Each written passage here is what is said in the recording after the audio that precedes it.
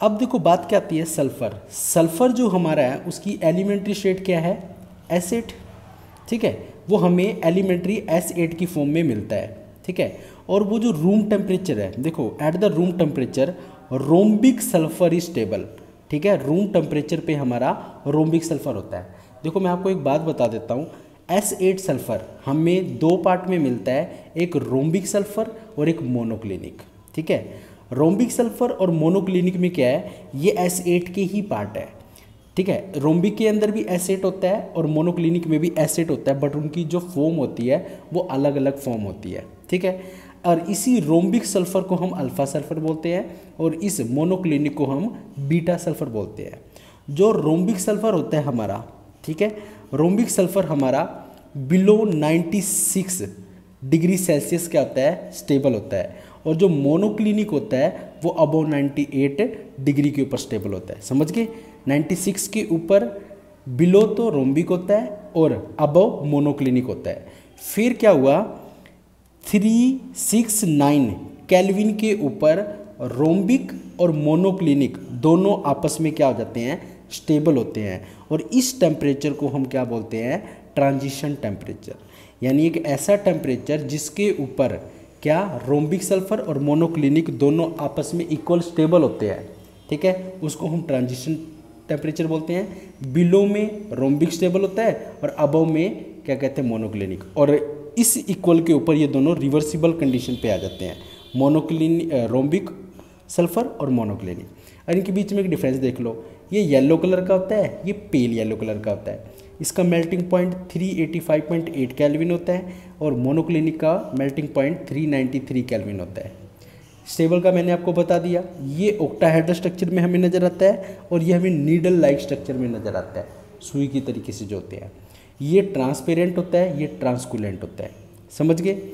S8 का structure देखो crown shape बोलते हैं या W, या दूसरी बात आप इसे क्या बोल सकते हो, पूरा का पूरा साइकिल में, ठीक है, पूरी की पूरी जो सर्कल के अंदर बनेगा S लगा देना, वो 3 4 5 6 और 7 इस तरीके से साइक्लिक एसिड बनता है। इसी को हम पक्कड़ फॉर्म भी बोलते हैं, पक्कड़, PUCKERD, पक्कड़ फॉर्म, ठीक है, ये हमारा पक्कड़ फॉर्म भी होता है। और जो S6 होता है वो हमारा चेयर फॉर्म में होता है। ये एलोट्रोप, थर्ड टाइप का एलोट्रोप होता है जिसको हम साइक्लो, ठीक है, क्या बोलते हैं, साइक्लो S6, यानी जो हमें चेयर फॉर्म में मिलता है। क्लियर हो गया कि सल्फर की एलोट्रोप्स क्या आती है। सल्फर वैसे कई एलोट्रोप में मिलता है मगर हमें 2 मेनली डिस्कस करी जाती है, अल्फा और बीटा, समझ गए। और थर्ड मैंने आपको बता दिया कौन सी, cyclo S6। Clear. Physical property of sulphur, देखो ऑर्डिनरी जो हमारा सल्फर होता है वो पेल येलो, ब्रिटल और क्रिस्टलाइन सॉलिड होता है और वाटर के अंदर इंसोल्यूबल होता है। बट एक बात याद रखना, कार्बन डाइसल्फाइड के अंदर वो हमारा सोलूबल होता है, ठीक है, बेंजीन में सोलूबल होता है, ट्रिप्लेंट में सोलूबल होता है। और इसका जो टेस्ट, ठीक है, it has a mark test and faint colour, ठीक है। और एक बात और है, ये नॉर्मली हमारे ह्यूमन बीइंग के लिए हार्मफुल नहीं होता बट थोड़ा बहुत पॉइजनस होता है, ठीक है, क्योंकि सल्फर डाइऑक्साइड बन जाता है और वो वाटर से रिएक्ट करके सल्फ्यूरिक एसिड, तो लिटिल बिट हार्मफुल होता है। और एक बात और है, it is the poor conductor of heat and bad conductor of electricity, ठीक है, इसीलिए ये एक इंसुलेटर का काम भी करता है। क्लियर है। Physical property of sulphur. Contact process, contact process बोल दो या preparation of sulphuric acid SO4, ठीक है। देखो सल्फ्यूरिक एसिड की प्रिपरेशन कैसे बनती है। सबसे पहले मैं आपको एक बात बता देना चाहता हूँ, जो हमारा सल्फ़र होता है वो पहले SO2 में कन्वर्ट होता है, SO2 से हम उसको SO3 में लेके जाते हैं और SO3 के बाद हम सल्फ्यूरिक एसिड बनाते हैं, यानी कि ये पूरी की पूरी सल्फ़र की ट्रांसफॉर्मेशन है, ठीक है। ये अब समझो, चलो सबसे पहले हमने क्या किया, कॉन्टैक्ट प्रोसेस के अंदर जो हमारा SO2 है, SO2 सल्फर डाइऑक्साइड, उसको हम ऑक्सीजन देके किसकी, वैनेडियम पेंटाऑक्साइड, वैनेडियम पेंटाऑक्साइड, ठीक है, या प्लेटिनम, इनकी प्रेजेंस में करके, ठीक है। एक और भी यूज़ होता है FeO3, इसकी ये हमारा क्या बना देगा, सल्फर ट्राईऑक्साइड हो गया।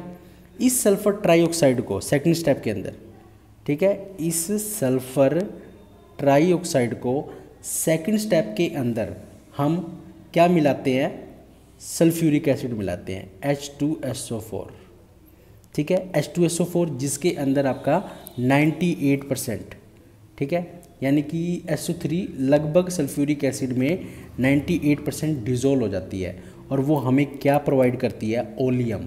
ओलियम का फॉर्मूला क्या होता है, H2S2O7 oleum, oleum.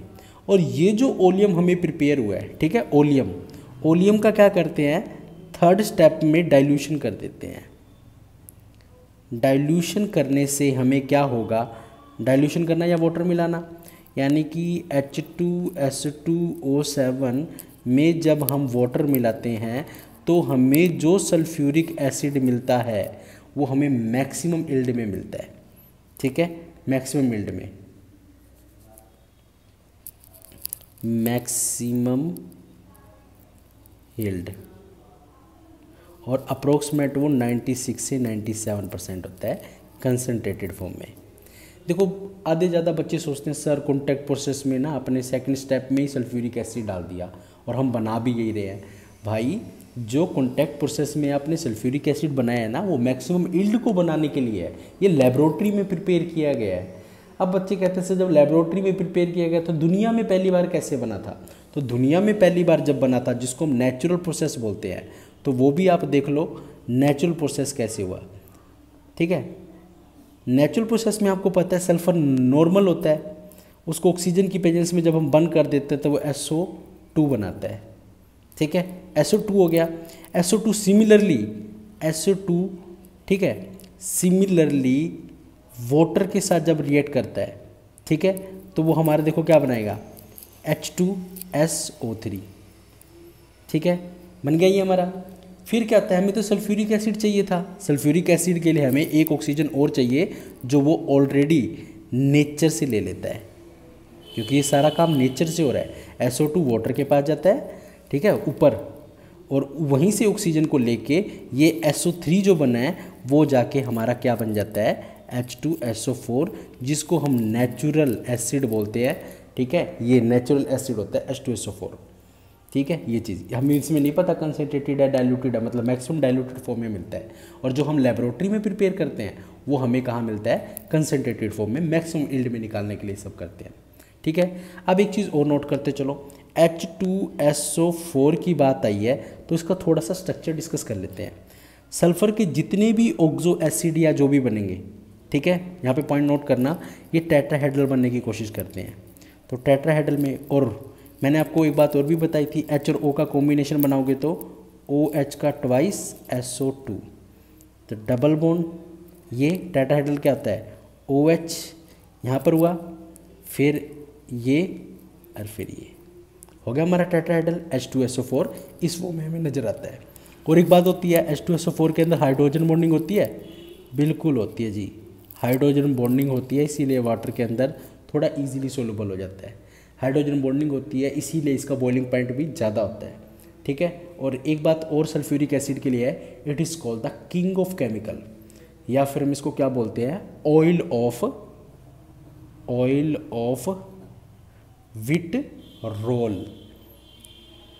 Vitriol, oil of vitriol भी बोला जाता है इसको, ठीक है। इसके बारे में कुछ चीज़ है।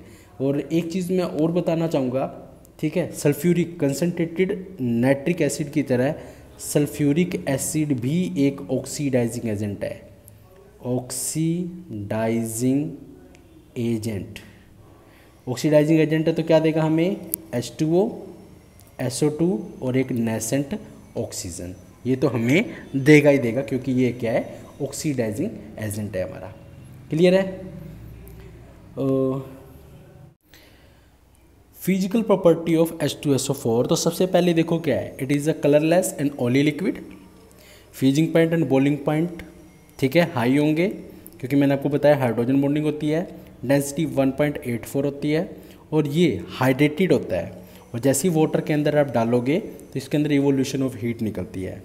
हाइड्रेटेड यानी कि monohydrated, dihydrated and tetrahydrated. It is the good conductor of electricity and heat. High melting point और विस्कोसिटी क्यों ज़्यादा होती है? रीज़न मैंने बताया था, हाइड्रोजन बॉन्डिंग की वजह से। क्लियर? Complete the reaction. देखो कंप्लीट द रिएक्शन में सबसे पहले मैं ले लेता हूँ कॉपर के साथ। कॉपर के साथ जब मैंने कंसनट्रेटेड H2SO4 डाला तो उसका प्रोडक्ट कैसे बनेगा?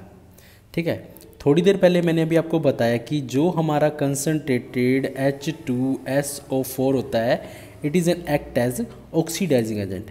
तो वाटर देगा, SO2 भी देगा, नो डाउट नेसेंट ऑक्सीजन भी देगा। यही नेसेंट ऑक्सीजन हमारे कॉपर के साथ क्या करता है? रिएक्ट करता है। और रिएक्ट करने के बाद देखो, एक बात मैंने आपको बताया था पहले, वहाँ पर नाइट्रिक एसिड था, यहाँ पर सल्फ्यूरिक एसिड है, तो कोई फ़र्क नहीं पड़ता। यहाँ पर हमारा H2SO4 भी यूज़ होता है, वहाँ पर नाइट्रिक यूज़ होता था। तो ये क्या बनेगा? CuSO4, H और O का कॉम्बिनेशन, वाटर निकल गया। ओवरऑल रिएक्शन देखो कैसे लिखोगे आप?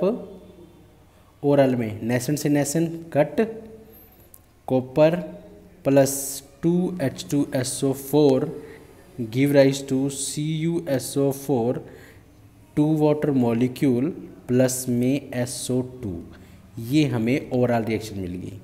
चाहो तो ऐसे पूरा करके भी देख सकते हो और चाहो तो इसको आप डायरेक्टली याद भी कर सकते हो। सेकंड चीज़ मैं आपको बता रहा हूँ, कभी भी ठीक है, हमारा ये क्या कहते हैं, जिंक अगर डाइल्यूट सल्फ्यूरिक एसिड के साथ रिएक्शन करता है, ठीक है, तो वो हमेशा देखो करेगा, जिंक हो गया, आयरन हो गया और हमारा मैग्नीशियम हो गया, ये कभी भी डाइल्यूट सल्फ्यूरिक एसिड के साथ रिएक्शन करेंगे तो देखो क्या है, ZnSO4 प्लस में H2 गैस, ये H2 गैस देते हैं। इसी तरह Fe2SO4 thrice plus hydrogen gas, similarly MgSO4 plus में H2 गैस, यानी कि ये सारे के सारे हाइड्रोजन को क्या करते हैं, रिलीज़ करवाते हैं हमारे लिए। ठीक है, अब एक पॉइंट और नोट करने वाली चीज़ देखो क्या है, यहाँ पर थोड़ा सा ध्यान देना। ठीक है, अगर आप कार्बन के साथ H2SO4 को रिएक्ट करवाते हो कंसनट्रेटेड, ठीक है, तो देखो याद करो, वाटर तो निकलेगा ही, SO2 भी निकलेगा और जो नेसेंट ऑक्सीजन है वो CO के साथ मिलकर CO2 बना देता है। क्लियर? ये भी गैस है, ये भी गैस है, वाटर बच जाएगा। सिमिलरली मान लो HBr रिएक्ट करवा देते हो H2SO4 से, तो देखो जो कॉमन क्या निकलता है, वाटर निकलेगा, SO2 निकलेगा। ठीक है, अब देखो H और H के कॉम्बिनेशन में से 2 वाटर के मॉलिक्यूल निकलेंगे, बट यहाँ पे जो Br बच गया फ्री स्टेट में आती है वो ब्रोमीन गैस के फॉर्म में, ये भी बाहर, राइट। अगर आप H2S को ही सल्फ्यूरिक एसिड में डाल दो तो क्या होएगा, तो वो भी नोट कर लेते हैं। तो वाटर तो निकलेगा, SO2 भी निकलेगा। ठीक है, अब ये जो आपका S है, ठीक है, ये एक्चुअल किस फॉर्म में है, ये हमारा सल्फाइड की फॉर्म में है और सल्फाइड जाके स्टेबल हो जाता है, ठीक है, सल्फर की फॉर्म में आ जाता है। तो इन पॉइंटों को थोड़ा सा ध्यान से आप देख लेना और ये कंप्लीट कर देते हैं हमारे रिएक्शन को। ऑक्सो एसिड और सल्फ्यूरिक एसिड, देखो ऑक्सो एसिड में मैंने आपको बोला था जितने भी ऑक्सो एसिड बनेंगे वो सारे के सारे टेट्राहेड्रल फॉर्म में जाएंगे। तो सबसे पहले सल्फ्यूरिक एसिड H2SO3, ठीक है, वहाँ पर देखो पहले सल्फ्यूरिक एसिड का मैंने भी अब स्ट्रक्चर डिस्कस किया। ठीक है, कितने OH थे, देखो उसके स्ट्रक्चर 2 OH यहाँ पे लगा दिए, यहाँ ये क्लियर हो गया। सल्फ्यूरस में ये देखो क्या है, OH एक ऑक्सीजन को हटा के ये बना दिया, थायोसल्फ्यूरिक एसिड, ठीक है, और पर मोनो ऑक्सो सल्फ्यूरिक एसिड या कार्गो एसिड बोलते हैं। इन दोनों में देखो क्या है, थायो में 2 बार आया है, ठीक है, तो SS के साथ बॉन्ड बना दिया, OH को आपने बाहर निकाल दिया, ये ठीक है, कार्गो H2O5 सिमिलरली ये बना देंगे। ठीक है, और इसी के साथ देखो क्या है हमारा, जिसको मार्शल एसिड बोलते हैं H2H2O8, ओलियम को क्या बोलते हैं H2S2O7, ठीक है, ये चीज़, और thionic acid dithionic acid H2H2O6, तो इसके स्ट्रक्चर इस फॉर्म में बन जाएंगे आपके लिए। ठीक है, थोड़ा सा ध्यान से रखना इनको।